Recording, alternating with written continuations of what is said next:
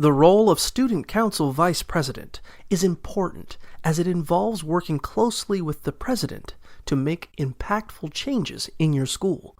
However, before running a campaign and getting elected, it is essential to check the requirements set by your school, such as a minimum GPA or grade level.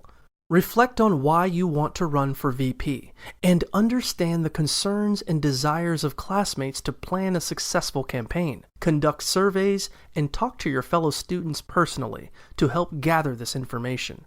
Developing a platform based on the student body's needs and wants is key, along with creating a plan for executing the platform.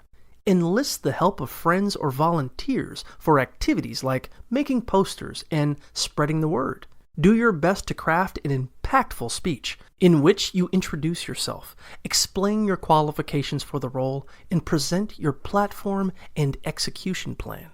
Finally, delivering the speech in a clear and memorable manner is important to showing that you have what it takes to be a great Student Council Vice President.